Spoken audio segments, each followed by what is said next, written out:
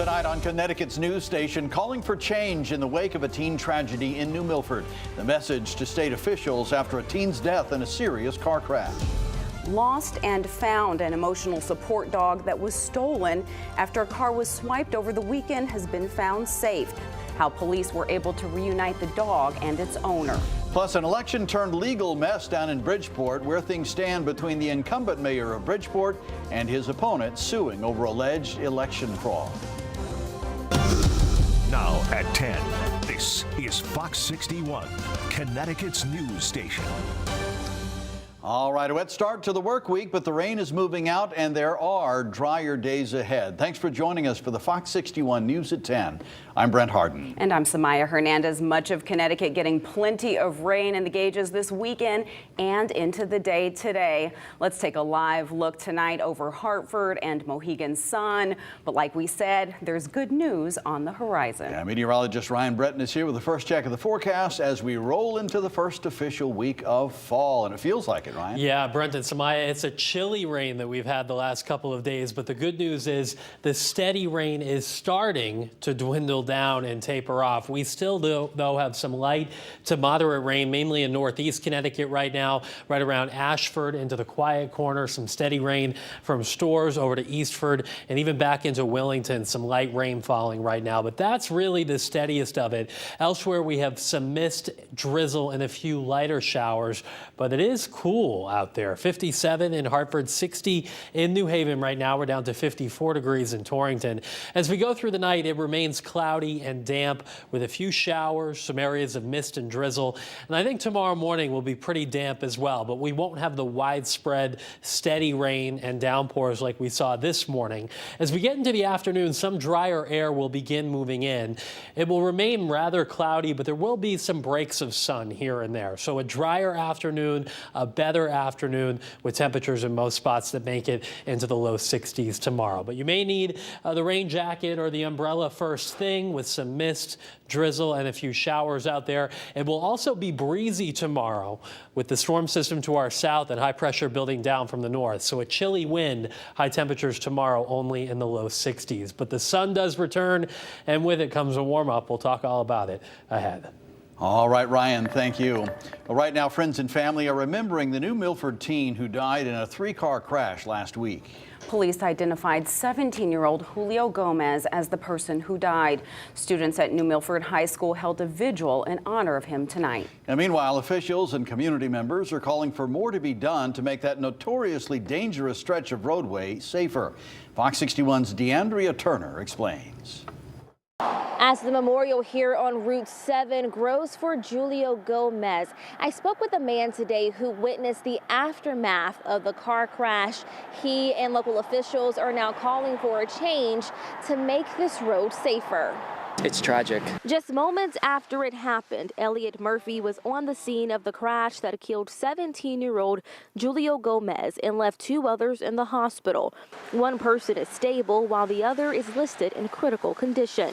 That I just see both cars, the Nissan Rogue and the Infiniti, facing backwards against traffic with both ends just completely smashed in. The crash happening on Route 7, a stretch that's seen its fair share of car wrecks. This strip right here is just really, really dangerous. Police say since January, there have been 172 crashes along Route 7, 4 of them which have been deadly. State Representative Bill Buckby says that the entire New Milford delegation has asked the State Department of Transportation to help mitigate these safety issues. It's frustrating knowing that it's one of the things that if we had had lights put in, would it have prevented it? I don't know.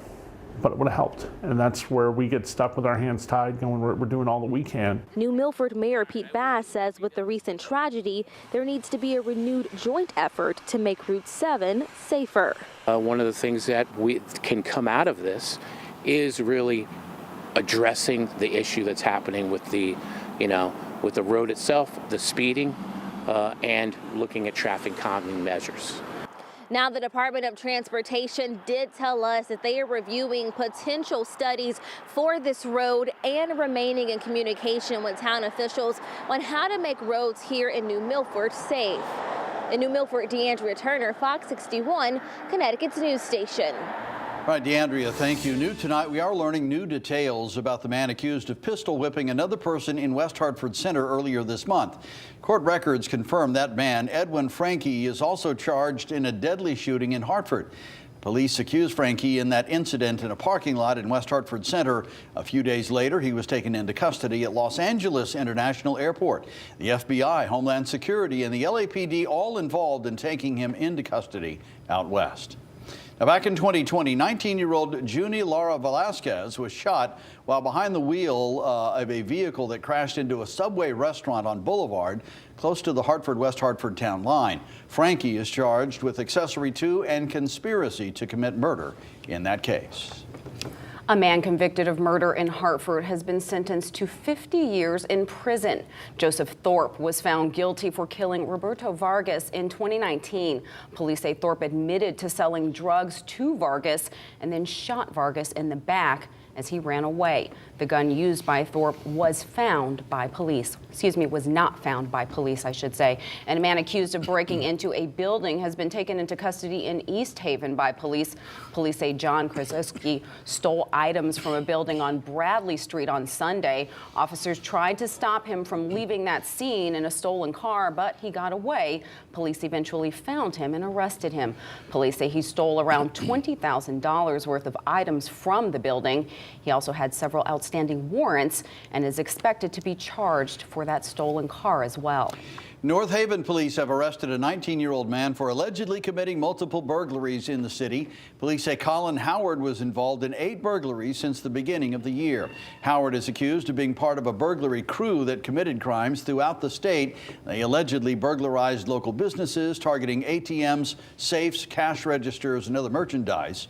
Another member of the crew was arrested in August. An emotional support dog who was inside a stolen car is back with her family tonight. Luna was found by her owners earlier this morning in Middletown. And the car she was stolen from, the car was stolen when her owner got out to make a food delivery, and that was on Saturday night. Police say 19-year-old Malik Awash stole that car and left the dog on the road. Luna is an emotional support dog for a 15-year-old girl. On a whim, I walked into this garage and I saw her, and I got, I couldn't help but get all excited and everything. And, she growled at me because she was scared. And then once I sat down and was quiet and called her quietly and stuff, she came right over into my arms, laid on her back for her belly rubs and was just whining and crying, and, but excited. Awua is facing a list of charges, including cruelty to animals.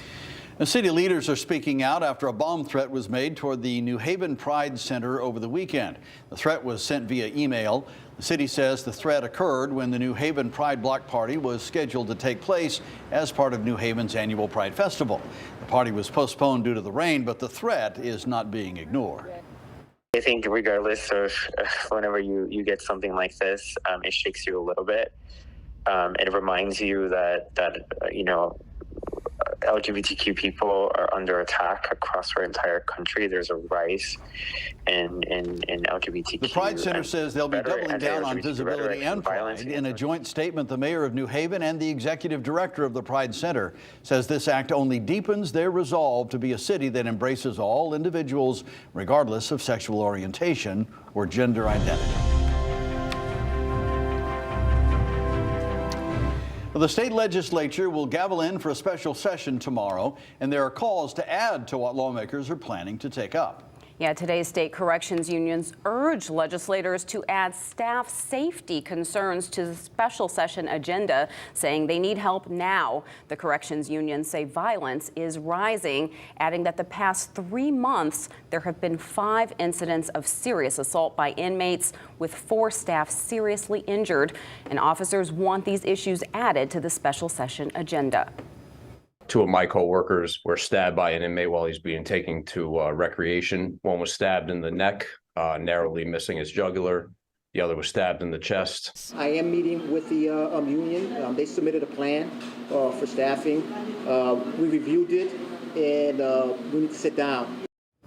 As for what is actually on the agenda tomorrow, lawmakers will take up the governor's nominee Nora Danahy for the state Supreme Court, as well as considering moving up the state's presidential primary 4 weeks earlier. and a government shutdown is looming, and the outlook is bleak, to say the least. Congress has until Saturday to pass a funding bill to keep the government open. If not, the impacts will be felt far and wide, disrupting many services beginning October 1st. Fox 61's Gabby Molina is here with what that could mean for you and me. Gabby?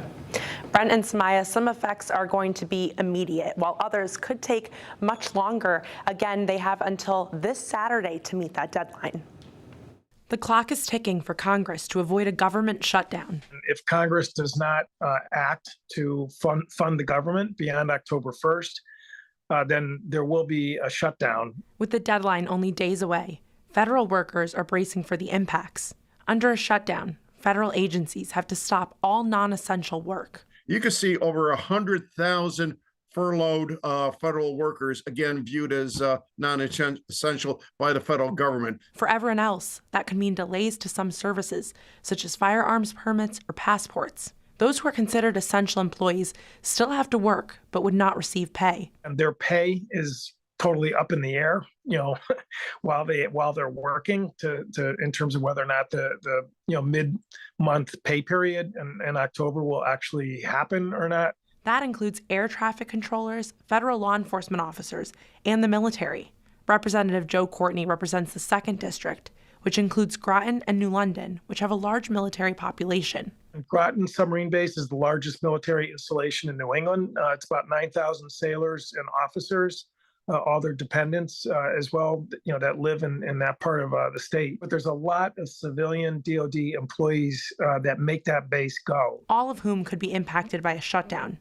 But experts say the effects are much farther reaching. In terms of the food stamps program, which impacts approximately 40 million folks, as well as other nutrition type initiatives for women, infant children, they could be impacted right after. Social Security and Medicare payments would still go out, and the Postal Service would not be affected. With the shutdown looming, Speaker of the House Kevin McCarthy is urging his colleagues to come together to avoid it. Let's make sure the government stays open while we finish doing our job, passing all the individual bills and getting this done. Coming up next on the news at 11, I'll have more on one of the indirect impacts of a government shutdown that could affect even more people. In the studio, Gabby Molina, Fox 61, Connecticut's news station. All right, Gabby, thank you. We have much more